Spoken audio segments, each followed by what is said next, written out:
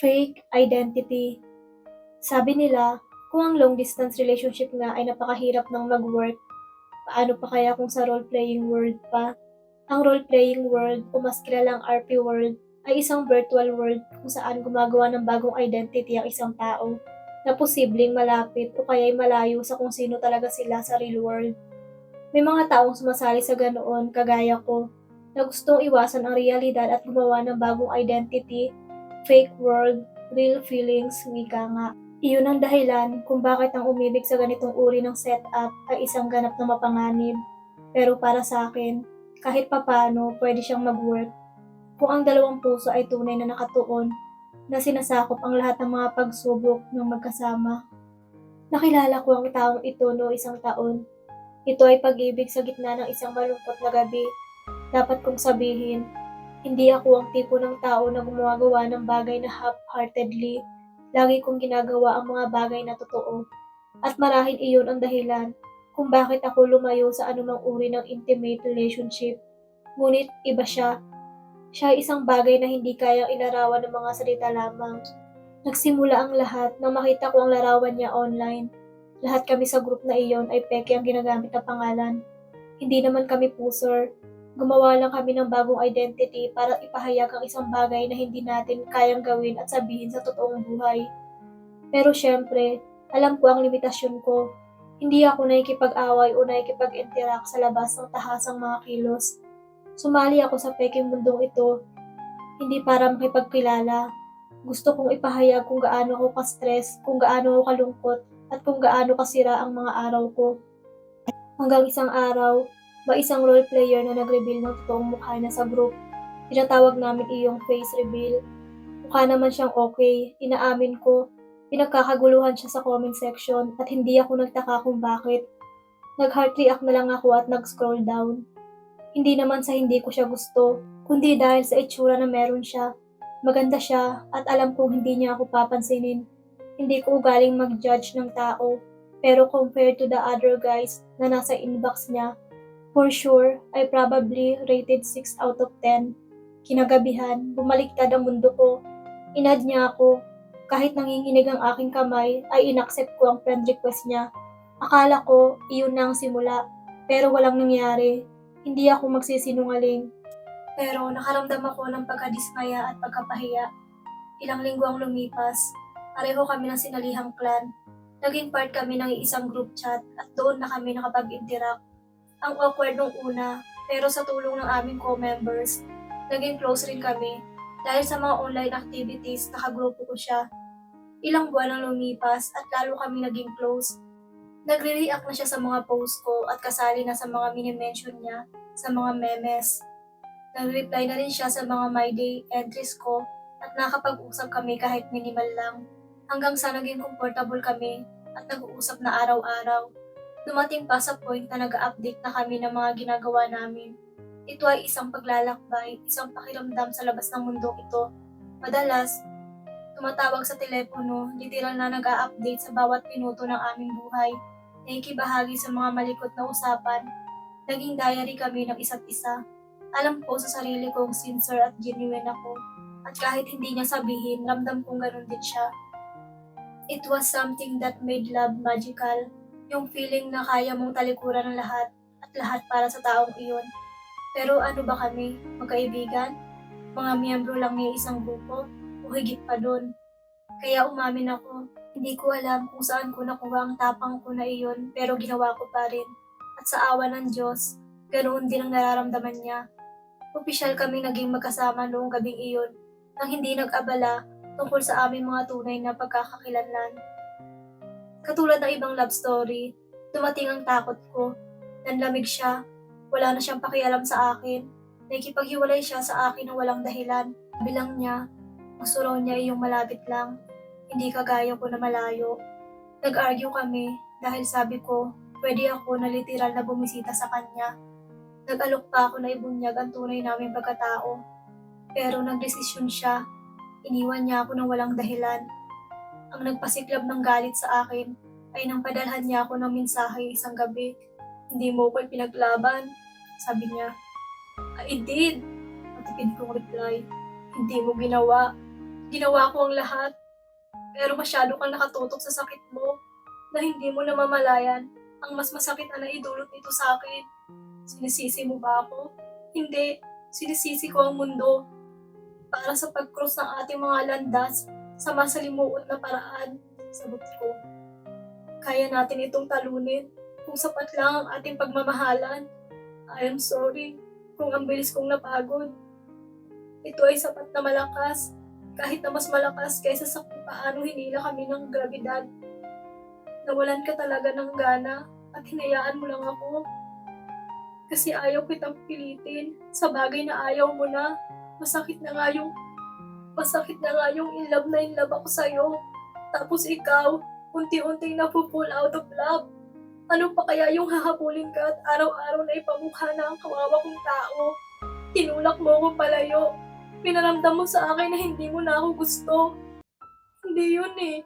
Kung mahal mo ako, hindi mo ko hayaang umalis ng ganun lang. May sarili rin akong problema. Oo, sinabi ko sa'yo na ayaw na kita. Pero ang puso ko ay ayaw kang bitawan. Paano maaasahang kakapit ako kung ikaw ang nagtulak sa akin palabas ng bangin? Hindi mo kayang saktan ng isang tao dahil lang alam mong mamahalin ka pa rin yung taong iyon. Wow, ang dami mong hinanakit ha? Hindi ko malilimutan yun dahil nasaktan ako. Naalala mo yung sinabi mo, ayaw mo na sa akin? Tinanong kita kung kaya mo na wala na ako sa buhay mo. Sabi mo hindi, pero sabi mo nalulungkot ka kapag ako ang kasama mo. Tinanong kita kung mahal mo pa rin ako kahit kaunti lang, pero ang sabi mo wala kang nararamdaman. Hindi mo alam, magulo. Tinanong kita kung nakita mo bang yung hinaharap na kasama ako. Ang sabi mo, ayaw mong isipin. Tingin mo ba, hindi ako nasasaktan doon? Huminto ako sa pagtatype at isinend iyon. Tumingin ako sa kisame dahil lamdam ko na ang pamumuo ng mga luha ko. Pinatay ako ng mga salita mo. They murdered me.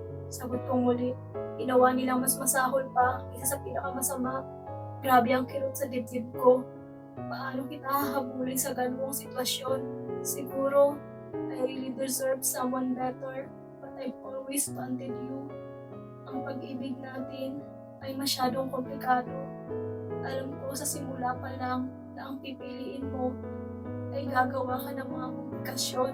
Pero wala na akong pakialam dahil alam kong pareho nating haharapin yun. Na kahit isa ang magdusa, andyan ka para hawakan ng kamay ko. Alam ko na ang relationship na ito ay magiging mahirap dahil peke ang lahat bukod sa nararamdaman natin. Pero paano na ngayon? Kung nag-iisang bagay na totoo, wala na rin. Kinagat ko ang labi ko. Pinapatay na ako sa sakit. Umaasa akong kakayanin natin. Naniniwala akong kaya natin. Hindi ko ininda dahil nandyan ka. Lumangoy man o lumubog. Basta magkasama kami. Hindi mahalaga sa akin. Pero tingnan mo tayo ngayon. Ako ay humihingi ng paumanhin. Hindi ko alam kung defense mechanism ko ba ito dahil sa sobra na ako nasasaktan o ano. Pero masagi sa isip ko kung minsan hindi worthy ang lahat. Tuluyan lang tumulo ang mga luha ko sa screen ng phone ko. Hindi ko deserve yung ganito. Pero hindi ako nagsisisi na minahal kita. I keep on telling myself that you'd always be a part of me. Pero ikaw yung nag-aalis ng sarili mo sa buhay ko. Ang sakit-sakit na.